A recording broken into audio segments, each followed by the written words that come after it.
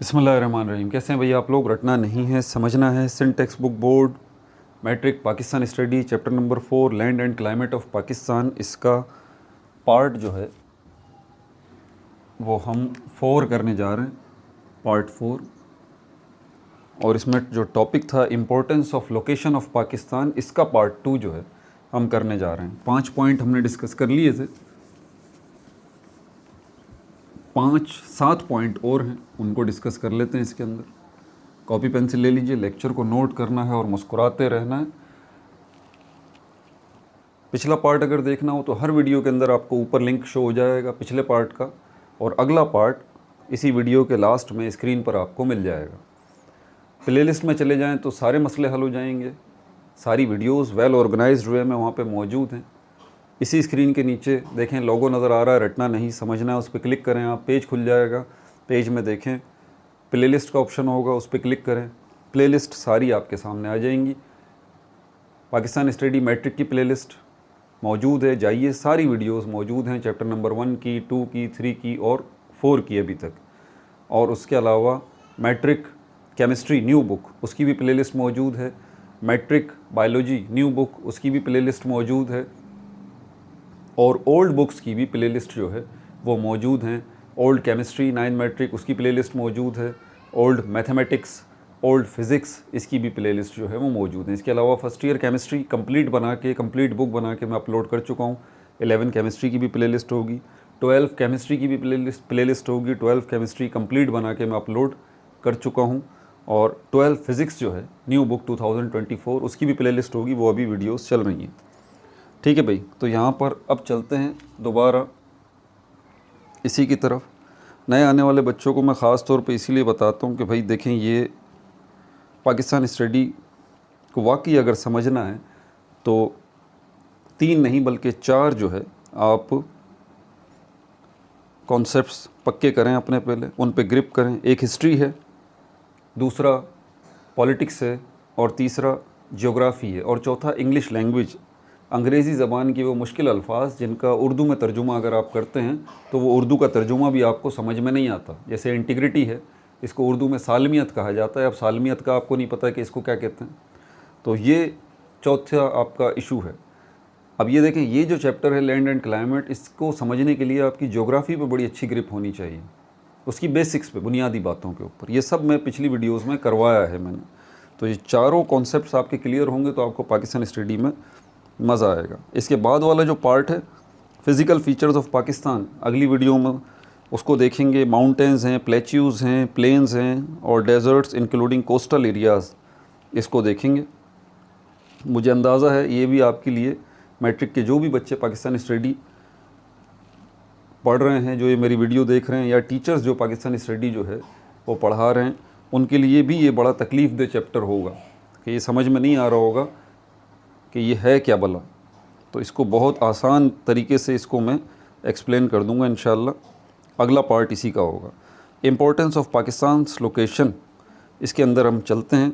इसके हम 5 पॉइंट जो है वो डिस्कस कर चुके थे। ठीक है भाई, 5 पॉइंट्स जो है वो डिस्कस हम इसके कर चुके थे।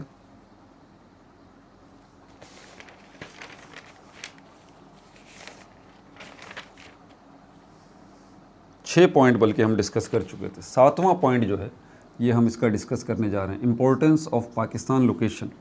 वर्ड टू वर्ड पढ़ के समझाने का यही फ़ायदा है कि आपको जो है बहुत अच्छे से समझ में आ जाती है कि ये बात क्या है।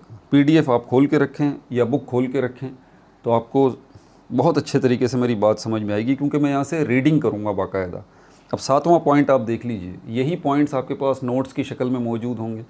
इसमें लिखा हुआ है Pakistan maintains friendly relation with the Muslim countries of the Middle East and the gulf.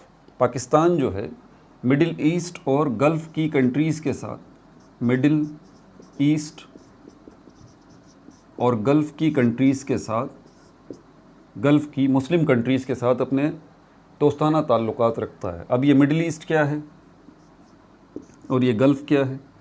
Gulf तो मैं कल आपको समझा चुका था कि दुनिया के नक्शे पे अगर आप देखें ना तो यहाँ पर आपको ये एशिया है, इसके साथ ये जो है वो यूरोप है, और उसके साथ ये जो है लंबा सा ये अफ्रीका है। ये यूरोप हो गया, ये एशिया हो गया, ये अफ्रीका हो गया, और यहाँ पर नॉर्थ अमेरिका है, और यहाँ पर साउथ अमेरिका है, साउथ अमेरिका है। यूरोप से जब लोग आते थे, ठीक है, पहले मिडिल ईस्ट को देख लेते हैं। और दुनिया के नक्शे के ऊपर आपको पता है कि ये जो डायरेक्शन है ये नॉर्थ कहलाती है, ये साउथ कहलाती है, सबसे नीचे वाली राइट हैंड साइड पे ईस्ट कहलाती है, और ये वेस्ट कहलाती है। यूरोप से जो लोग आते थे एशिया, यूरोप को कलेक्टिवली वेस्ट कहा जाता है, मगरिब, और एशिया को कलेक्टिवली ईस्ट कहा जाता है, मशरिक। यानी कि जब आपसे कहा जाए मशरिक और मगरिब के ममालिक, मगरिबी ममालिक दुनिया के और मशरिकी ममालिक, तो मशरिकी ममालिक का मकसद ये है एशियन कंट्रीज़, ईस्टर्न कंट्रीज़, और मगरिबी ममालिक का मतलब ये है कि यूरोपियन कंट्रीज़ जो कि वेस्ट में मौजूद हैं।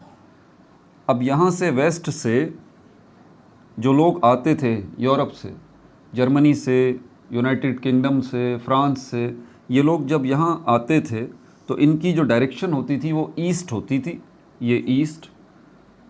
एशिया जो है वो ईस्ट में है।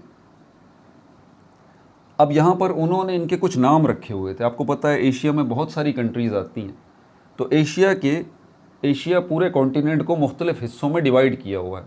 पहले इस चीज़ को समझ लीजिए। अब एशिया को देखें तो इसका भी नॉर्थ होगा, इसका भी साउथ होगा, इसका भी ईस्ट होगा, और इसका भी वेस्ट होगा।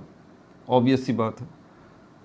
तो एशिया का जो मिडिल वाला हिस्सा है, बीच वाला हिस्सा है, इसको सेंट्रल एशिया कहा जाता है, सेंट्रल एशिया। अब नोट करते रहिए साथ साथ, इसको ज़रा समझिए।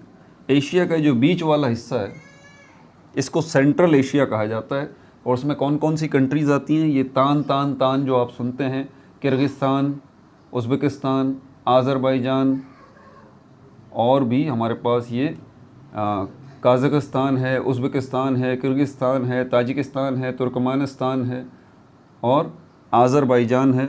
ये 6 मुल्क जो हैं ये सेंट्रल स्टेट्स ऑफ एशिया की रियासतें कहलाती हैं। सेंट्रल एशिया या central states of Asia, central states of Asia, central states of Asia. Central को उर्दू में, आसान उर्दू में सेंट्रल को बीच भी कहा जाता है, बीच, ठीक है ना, जो बीच में हो। सेंट्रल को बीच भी कहा जाता है, जो बीच में हो। जैसे कि इस बोर्ड के सेंटर में क्या है, इस बोर्ड के सेंटर में मैंने ये बनाया हुआ है, ये सर्किल बनाया हुआ है, ठीक है। तो सेंट्रल स्टेट्स वो स्टेट्स जो कि बीच में है। इसी बीच के उर्दू के वर्ड को एक और उर्दू के वर्ड में बोला जाता है वस्त, वस्त। इसी से बनता है वस्ती, बीच का। तो ये सेंट्रल स्टेट्स वस्ती रियासतें, सेंट्रल स्टेट्स वस्ती रियासतें किसकी, ऑफ एशिया, एशिया की। एशिया के वस्त में, एशिया के बीच में पाई जाने वाली रियासतें सेंट्रल स्टेट्स ऑफ एशिया कहलाती हैं, और इसको कलेक्टिवली सेंट्रल एशिया भी कहा जाता है। ये हो गया हमारे पास। इसमें कौन कौन सी कंट्रीज़ आ गई, अभी मैंने आपको बता दिया। 6 कंट्रीज़ इसके अंदर आ जाती हैं, काज़ाकिस्तान, उज़्बेकिस्तान, किर्गिस्तान, ताजिकिस्तान, तुर्कमेनिस्तान और आज़रबाईजान। कुछ जगहों पर आपको आज़रबाईजान की जगह पे जो है वो अफ़गानिस्तान भी नज़र आएगा, लेकिन मेरी मालूमात के मुताबिक Afghanistan central states of Asia की रियासतों में नहीं आता। ये रियासतें पहले रूस का हिस्सा थी, रशिया का हिस्सा थी, और 1991 में, 1991 में ये रूस, रशिया, जो कि पहले USSR कहलाता था, United Soviet of socialist Republic, ये टूट गया था। मतलब इसके कुछ हिस्से जो है वो आज़ाद हो गए थे, और 11 रियासतों में 11 रियासतें इससे अलग हो गई थी। यानी कि रशिया USSR के 11 टुकड़े अलग होके अलग मुल्क बन गए थे। जो बाकी USSR बचा वो अभी का रशिया है, और ये 11 टुकड़े जो अलग हो गए थे आज़ाद मुल्क बन गए थे, उनमें से 6 जो हैं ये एशिया के वस्त में हैं, एशिया के बीच में हैं, ये सेंट्रल स्टेट्स ऑफ एशिया की रियासतें कहलाती हैं। इनको रूस से आज़ादी मिली थी 1991 में, 1991 में, ठीक है भाई। और इनके नाम Kazakhstan, Uzbekistan, Kyrgyzstan, Tajikistan, Turkmenistan, Azerbaijan, ये 6 की 6। तो एशिया का ये हिस्सा सेंट्रल स्टेट्स या सेंट्रल एशिया कहलाया। एशिया का ये वाला जो हिस्सा है, क्योंकि ये एशिया के साउथ में आता है, तो हम इसको कहते हैं साउथ एशिया। साउथ एशिया, इसमें कौन सी कंट्रीज़ आ जाती हैं? इसमें पाकिस्तान आ जाता है, इंडिया है, बांग्लादेश है, भूटान है, मालदीव है, ठीक है। ये कंट्रीज़ जो हैं, श्रीलंका है, ये इसके अंदर आ जाती हैं। साउथ एशिया, ये साउथ एशियन कंट्रीज़ कहलाती हैं, ठीक है। तो ये जो यूरोप से लोग आते थे ईस्ट की तरफ, तो उन्होंने एशिया को सेंट्रल एशिया, साउथ एशिया इसमें डिवाइड कर रखा था।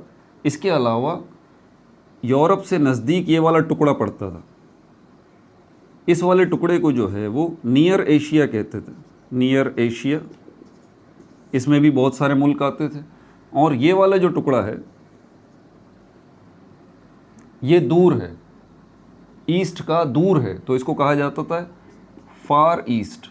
फार ईस्ट इसको कहा जाता था नियर ईस्ट, ईस्ट का नियर, नियर ईस्ट,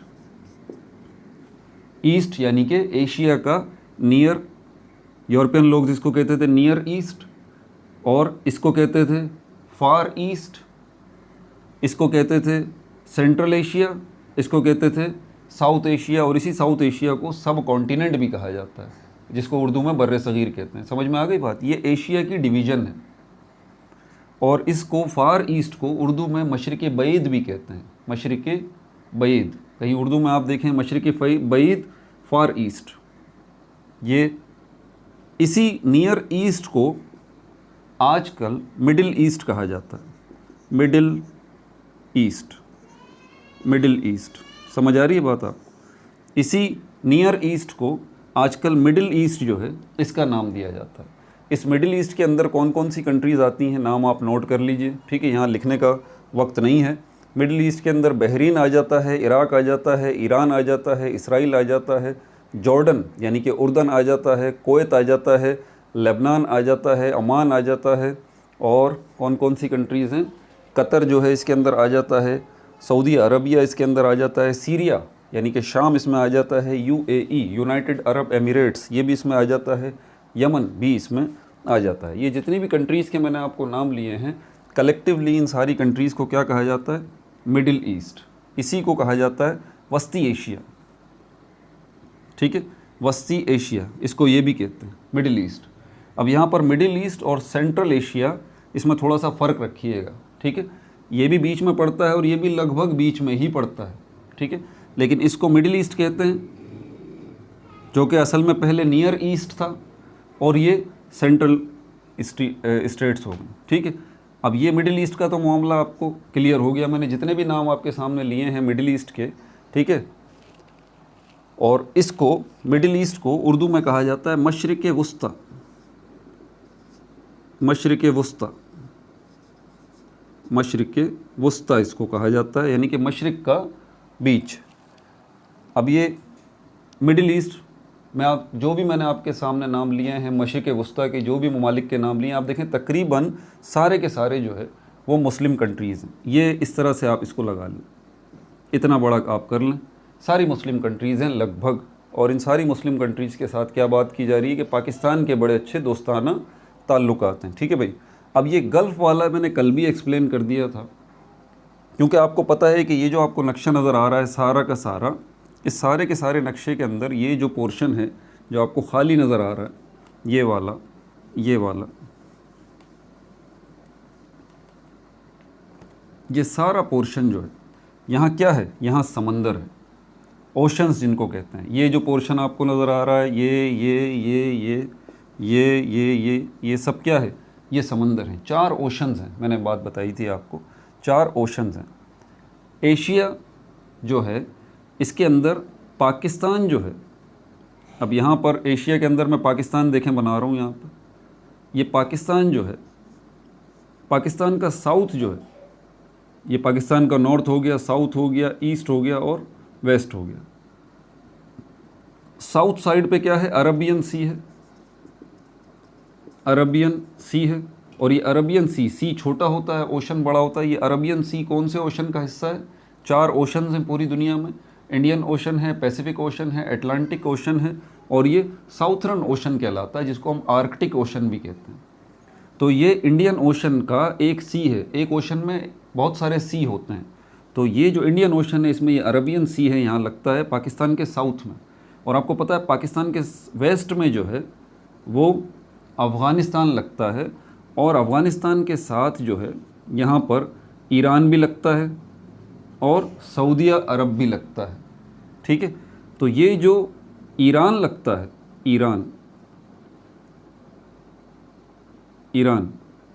ईरान का जहाँ पर एंड होता है, ये इस जगह पर ये ऐसे बीच का पोर्शन है खाली।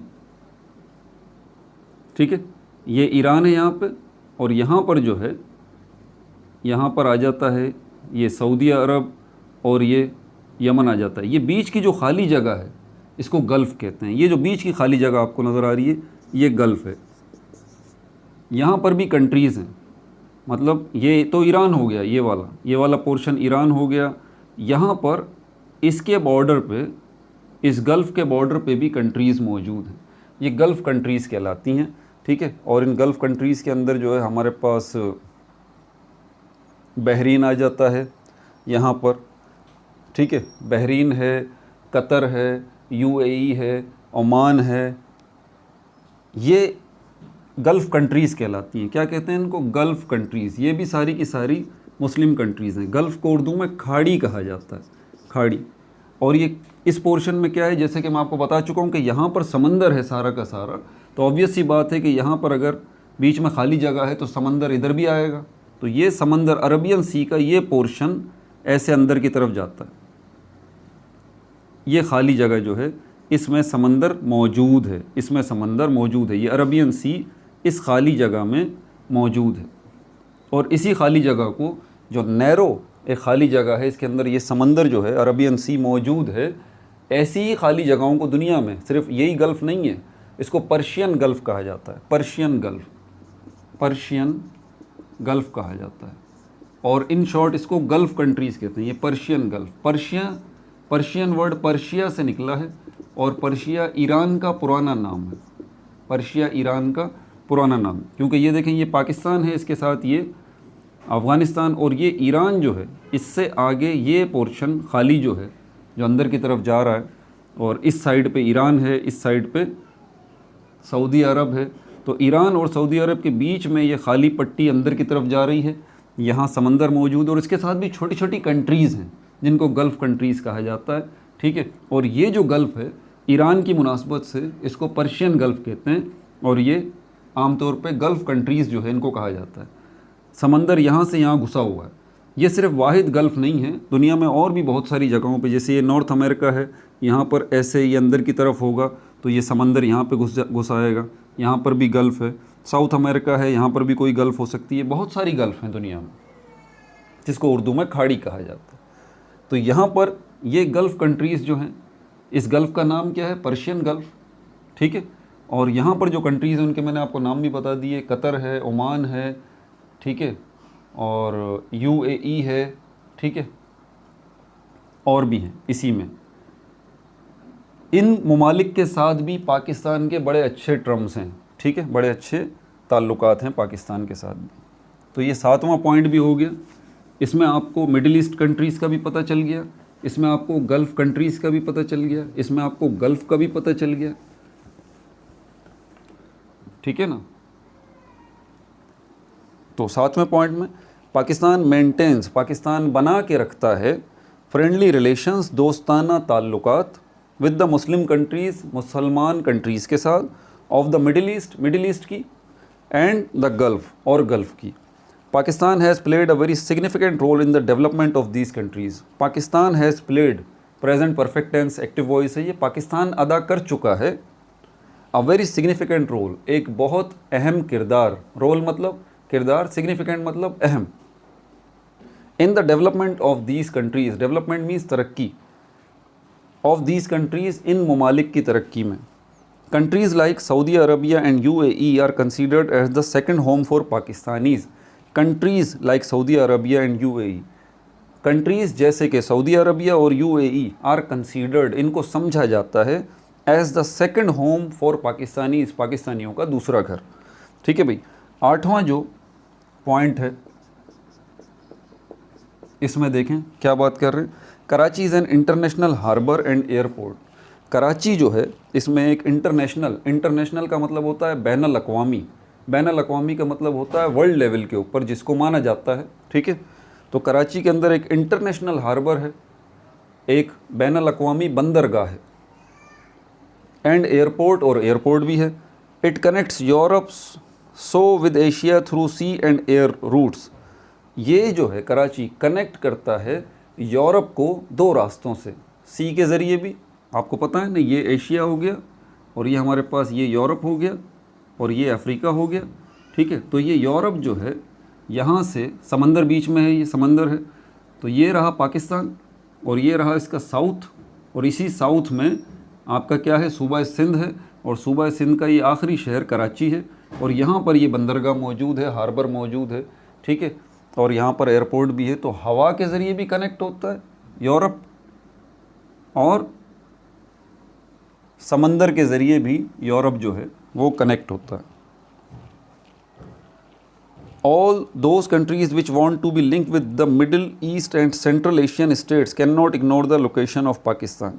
All those countries, वो सारे ममालिक which want to be linked, जो कि रिश्ता जोड़ना चाहते हैं, अपना जुड़ना चाहते हैं किसके साथ, with the Middle East and Central Asian states, middle east के साथ और सेंट्रल एशियन स्टेट्स के साथ अगर अपना ताल्लुक़ बनाना चाहते हैं, यूरोपियन कंट्रीज़ या अफ्रीकन कंट्रीज़, तो पाकिस्तान की अहमियत को वो नज़रअंदाज नहीं कर सकते। पाकिस्तान बीच में पड़ता है भाई। ठीक है,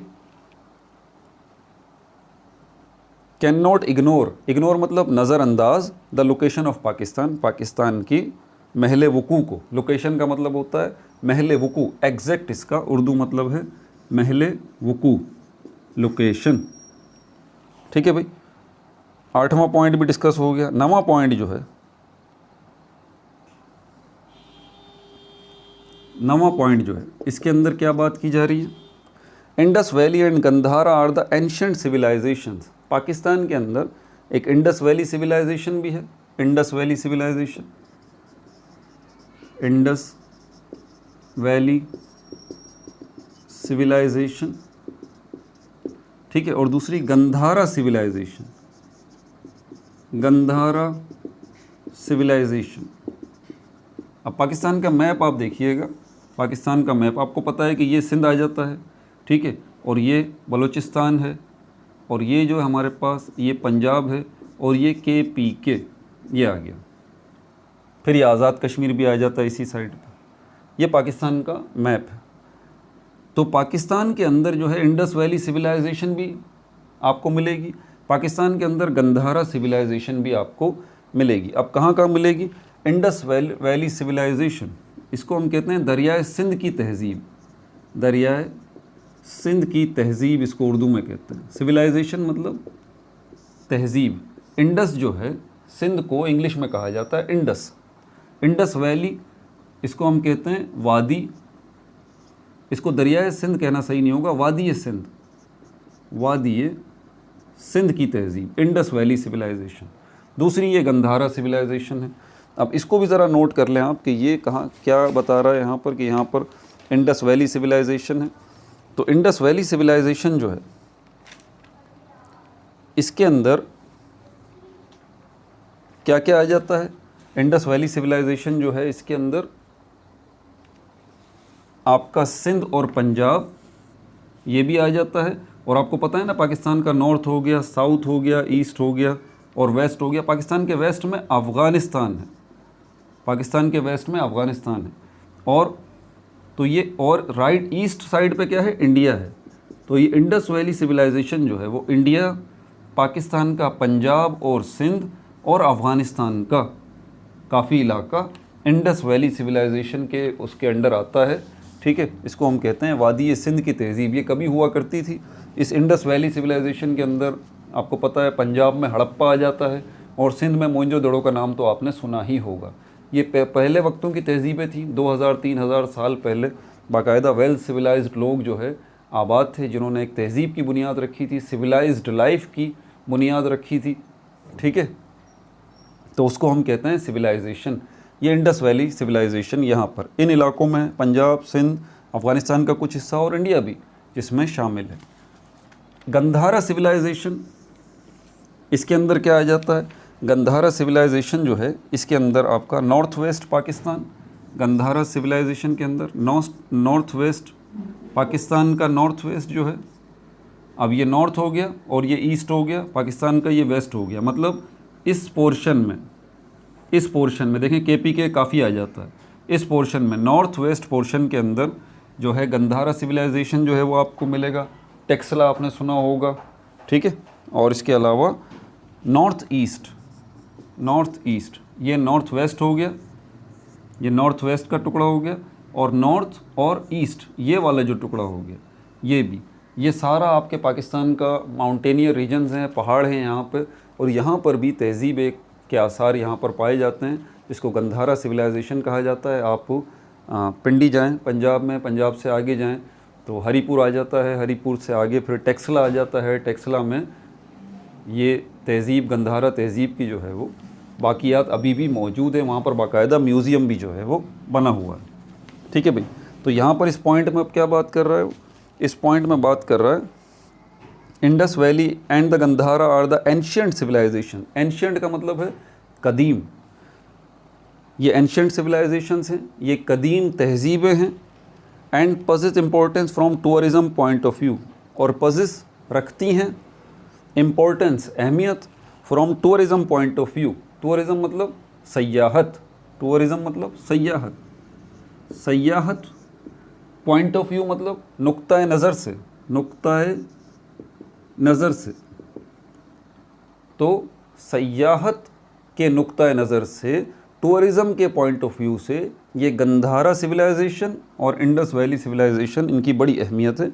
the tourist love to visit the valley of Kagan. Tourist जो हैं, सयाह जो हैं, वो वैली ऑफ कागान, वादी कागान को विज़िट करते हैं, सवात को विज़िट करते हैं, and northern areas of Pakistan. ये सब कुछ पाकिस्तान के नॉर्थ में है, KPK में है। सवात जो है ये भी पाकिस्तान के, वादी सवात जो है ये भी पाकिस्तान के KPK मालाकंड डिवीज़न के अंदर आता है, और कागान जो है ये भी KPK के मानसेरा डिवीज़न में आता है। बाकी नॉर्दर्न एरियाज़ का मतलब ये होता है शुमाली इलाका जात, पाकिस्तान के नॉर्थ में जो सारे पहाड़ हैं। ये तो अगली वीडियो के अंदर हम इसको पूरा डिस्कस करेंगे, ये नॉर्थ पोर्शन जो है जिसमें पहाड़ ही पहाड़। 10वां पॉइंट जो है,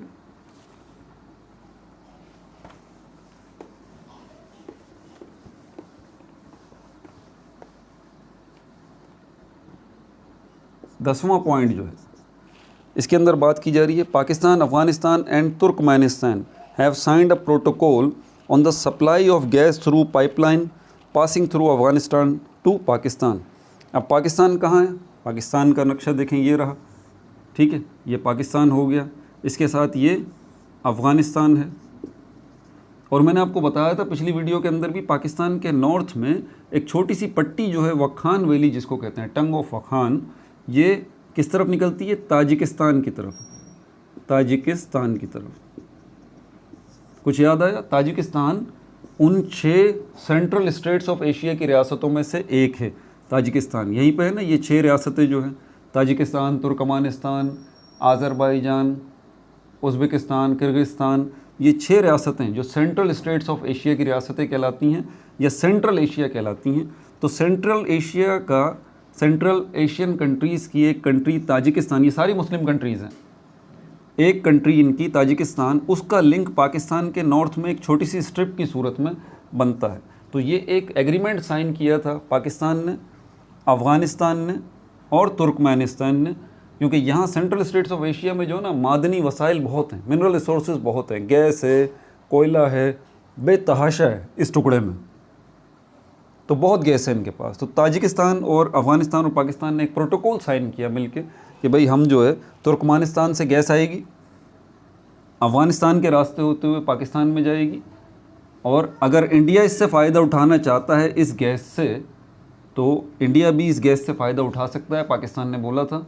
ठीक है, तो पाकिस्तान की अगर रजामंदी हो तो Pakistan, Afghanistan and Turkmenistan have signed a protocol, एक प्रोटोकॉल इन्होंने साइन किया था। अब ये प्रोटोकॉल वर्ड का मैं मतलब नहीं देख पाया, क्योंकि एग्रीमेंट और प्रोटोकॉल में मेरे ख्याल में फ़र्क है। एग्रीमेंट का मतलब तो ये तो मुआहदा हो गया है, तो प्रोटोकॉल भी कुछ इसी किस्म की बात होगी। On the supply of gas through pipeline, pipeline के ज़रिए गैस की सप्लाई होगी। Passing through Afghanistan to Pakistan, Afghanistan से होती हुई पाकिस्तान में जाएगी। This project would help develop friendly relation with each other, ये प्रोजेक्ट जो है वुड हेल्प, ये हेल्प करेगा डेवलप फ्रेंडली रिलेशंस, दोस्ताना ताल्लुकात को बढ़ाने में, विद ईच अदर, एक दूसरे के साथ। India can also benefit from the project with the consent of Pakistan, India जो है वो भी फ़ायदा उठा सकता है, बेनिफिट मीन्स फ़ायदा उठा सकता है, फ्रॉम द प्रोजेक्ट, इस प्रोजेक्ट से, from the consent of Pakistan, Pakistan की रजामंदी से। कंसेंट का मतलब रजामंदी। 11वां पॉइंट जो है इसमें ये बात कश्मीर के हवाले से की जा रही है। Kashmir is the main dispute between Pakistan and India, Kashmir जो है मेन तनाज़ा है, मेन मसला है पाकिस्तान और इंडिया के दरमियान। If this dispute is resolved, अगर ये मामला हल कर लिया जाता है बिटवीन द टू कंट्रीज़, दोनों ममालिक के दरमियान, पीस विल बी इस्टेब्लिश्ड, अमन जो है वो कायम हो जाएगा।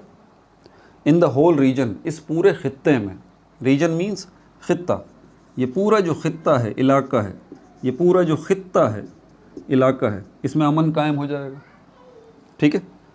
द ट्रेड विल फ्लोरिश, तिजारत जो है उसको फ़रोग़ मिलेगा, ग्रो होगी तिजारत, पनपेगी। फ्लोरिश वर्ड का एग्जैक्ट उर्दू मतलब है पनपना, इसका मतलब है ग्रो करना, वो तिजारत जो है वो ग्रो करेगी।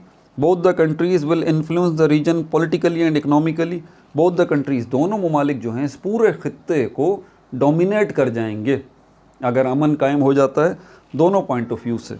किस पॉइंट ऑफ व्यू से? पॉलिटिकली भी और इकनॉमिकली भी, यानी कि पैसा पाई के मामले में भी दूसरे ममालिक से आगे निकल जाएंगे, खुशहाल हो जाएंगे, और पॉलिटिकली भी, और जो ताकत है इनकी, पॉलिटिकल इन्फ्लुएंस, सियासी तौर पर भी इनका पलड़ा भारी हो जाएगा इंडिया और पाकिस्तान का, अगर ये मिल जाते हैं। मिसाल के तौर पर कोई दूसरे ममालिक के साथ पाकिस्तान और इंडिया बैठते हैं और पाकिस्तान और इंडिया के आपस में फ्रेंडली रिलेशन होते हैं, तो कोई भी इशू पाकिस्तान की साइड से होगा तो इंडिया उसको बैकअप करेगा, और इंडिया की साइड से होगा तो पाकिस्तान उसको बैकअप करेगा। तो वो उन जगहों पे दूसरे जो ममालिक हैं उनको बात माननी पड़ेगी, इसको पॉलिटिकल इन्फ्लुएंस कहते हैं।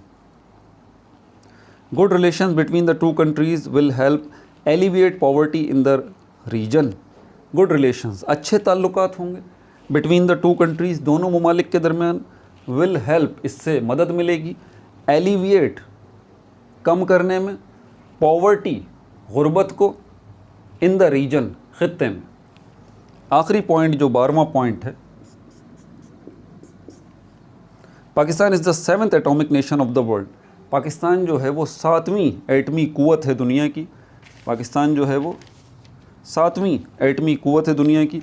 आपको बताता चलूँ कि इस वक्त 9 मुल्क ऐसे हैं दुनिया में जो कि एटमी पावर हैं, इसमें पाकिस्तान है, रशिया है, यूके, यूनाइटेड किंगडम है, USA, United states of America है, इंडिया है, नॉर्थ कोरिया है, इसराइल है, फ्रांस है, चाइना है। ये 9 कंट्रीज़ जो हैं ये इस वक्त 200 से ज़्यादा मुल्क जो पूरी दुनिया में, इनमें से ये 9 कंट्रीज़ जो हैं ये क्या हैं? ये न्यूक्लियर पावर।